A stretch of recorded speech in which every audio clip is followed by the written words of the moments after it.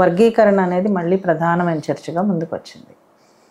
అయితే ఈ సందర్భంలో ఒక అంటే ఈ మాల మాదిగల మధ్య ఒక సామరస్యపూర్వకమైనటువంటి చర్చ వాతావరణం కాకుండా కొంచెం విద్వేషం రెచ్చగొట్టే అంశాలుగా నడుస్తున్నట్టు అనిపిస్తోంది. అయితే ఈ రెండు వర్గాలని ఒక దగ్గరకు తీసుకొచ్చి కూర్చోబెట్టగలిగిన వేదికలు కానీ వ్యక్తులు కానీ ఉన్నారా, ఉంటే ఎలా జరిగితే బాగుంటుందని ఆ ప్రయత్నాలు కొంతమంది చేసినట్టున్నారు. శంకరన్ గారు చేశారు ఒక టైంలో. ఈ మధ్య కూడా ఈ కోర్టు తీర్పు వచ్చిన తర్వాత ఇప్పుడు ఈ కమిషన్ ప్రయత్నాలు చేస్తున్నప్పుడు కూడా అటువంటి ప్రయత్నాలు జరిగినాయి. ఇప్పుడున్న ఉద్రిక్తతలు వేడి ఎట్లా ఉందంటే మధ్యలో హితబోధ చేసే వాళ్ళని కూడా రెండు పక్షాల్లో ఏదో సందర్భంలో ఎవరో ఒకళ్ళు దూషించడం, వెర్బల్ దాడి చేయడం, ట్రోల్ చేయడం లాంటివి జరుగుతున్నాయని మనం చూస్తున్నాం. కాబట్టి మూడో ఇతర పక్షాల వాళ్ళు అంటే స్టేక్ హోల్డర్స్ కాకుండా బయట ఐడియాలజికల్ రీజన్స్ రీత్యా న్యాయ దృష్టి నుంచి దాన్ని ఉద్యమాన్ని సమర్థించిన వాళ్ళు లేదంటే కొంతమంది వ్యతిరేకించిన వాళ్ళు ఎవరైనా కావచ్చు, వాళ్ళు కల్పించుకోవటానికి వెనకాడుతున్నారు. అదొకటి వాతావరణం చూస్తున్నాం. దీంట్లో స్పష్టంగా ఇది చేయాలి, ఇది న్యాయమైన పద్ధతి అనేది చెప్పడం, బయట వాళ్ళు చెప్పడం సరైనది కాదు. కానీ ఏదైనా వర్గీకరణ అనే డిమాండు న్యాయంలో అంతర్గత న్యాయం అనే విలువకు సంబంధించింది. ఒక శ్రేణికి, ఒక వర్గానికి, జనవర్గానికి న్యాయం చేయటం అంటే ఆ జనవర్గంలో ఉండే అంతర్గత శ్రేణుల్లో కూడా న్యాయం ఉండాలి కదా. నేను అది వేరే సందర్భంలో కూడా చెప్పాను, నాకు సభలో కూడా చెప్పాను, వాళ్ళ సభలో, ఎంఆర్పిఎస్ వాళ్ళ సభలోనే చెప్పాను. అంటే భారతదేశానికి స్వాతంత్రం రావటం, బ్రిటిష్ వాళ్ళు పోవటం న్యాయం అని గాంధీ అనుకున్నాడు. అది న్యాయమే. కానీ వాళ్ళు వెళ్ళిపోయిన తర్వాత భారతదేశం లోపల వేరువేరు జనాలు ఉన్నారు కదా, వేరువేరు కులాల వాళ్ళు ఉన్నారు కదా, మతాల వాళ్ళు ఉన్నారు కదా, వాళ్ళ మధ్య న్యాయం అక్కర్లేదా అని అడిగాడు అంబేద్కర్. సో మీరు ఈ లోపల అన్యాయాన్ని అట్లాగే వదిలేసి స్వాతంత్రం ఇచ్చిపోతే ఎట్లా అని బ్రిటిష్ వాళ్ళని అడిగాడు. అట్లాగే వర్గీకరణ అనేది ఆల్రెడీ రిజర్వేషన్ల న్యాయం మీద వచ్చిన ప్రశ్న. రిజర్వేషన్లు న్యాయమైనవి, కానీ రిజర్వేషన్ లోపల అంతర్గత విభజన ముఖ్యంగా ఎస్సీ రిజర్వేషన్ లోపల అంతర్గత న్యాయం లేకపోతే అవి న్యాయం కాదు అనే ప్రాతిపదిక మీద చాలా మంది దాన్ని వర్గీకరణ ఉద్యమాన్ని సమర్థించాం. అస్తిత్వ ఉద్యమాల ఉనికి అక్కడి నుంచి వచ్చింది, అది ఈ అంతర్గత న్యాయం నుంచి.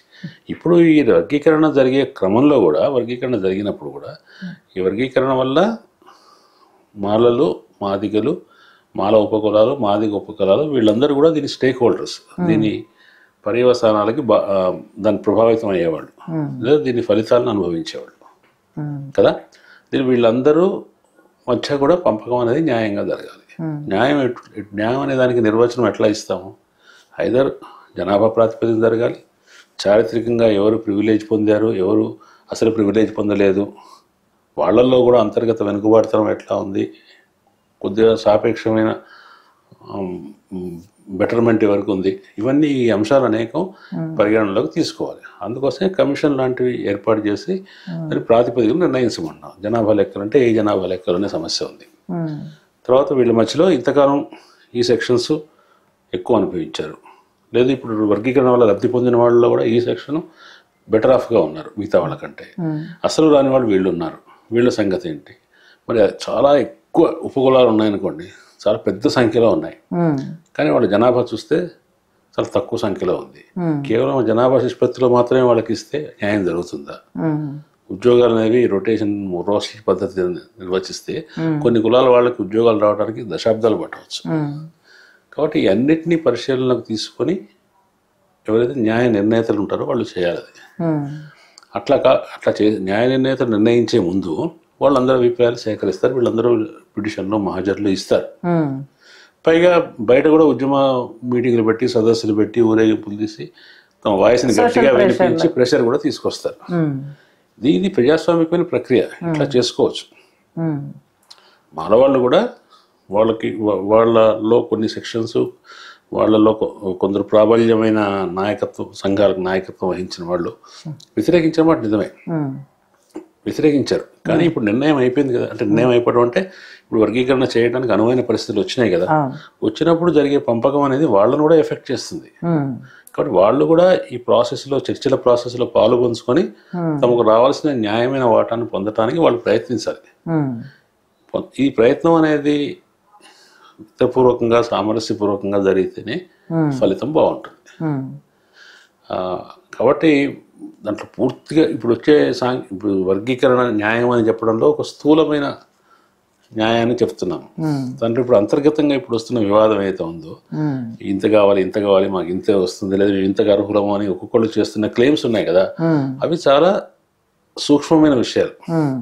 ఆ సూక్ష్మమైన విషయాల గురించి అమలులోనే పరిష్కారం అయ్యే అవకాశం ఉండొచ్చు. పరిష్కారం అవకాశం ఉంది. అంటే ముందే దానికి సంబంధించిన ఏర్పాట్లు అది చేసుకోవాలి, దానికి కట్టుదిట్టాలు చేసుకోవాలనుకుంటే మనం ఏదైతే కమిషన్ నిర్ణయిస్తుందో ఆ కమిషన్ ముందు వాళ్ళందరూ తమకు సంబంధించిన దాన్ని గడువు కూడా పొడిగించినట్టున్నారు ఒక నెల రోజులు.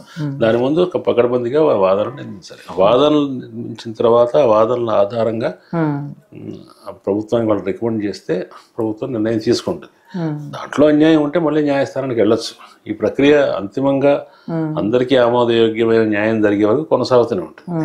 కానీ దీంట్లో న్యాయం కోసం పోరాడారు కాబట్టి, తామదే న్యాయం అనుకుని పోరాడారు కాబట్టి, దీంట్లో పోరాడిన వాళ్ళందరూ, అనుకూలంగా వ్యతిరేకంగా పోరాడిన వాళ్ళందరూ కూడా ఆ న్యాయభావన అనే దానికే ప్రాముఖ్యం ఇచ్చి మా జనాభా మాకు రావాలి, మాకే ఎక్కువ హక్కు ఉంది అని కాకుండా ఉన్న విషయాలు అందరితో పంచుకునే స్పిరిట్ ఇప్పుడైనా తీసుకొస్తే బాగుంటుందని నాకు ఉద్దేశం. ఆ స్పిరిట్ రావటానికి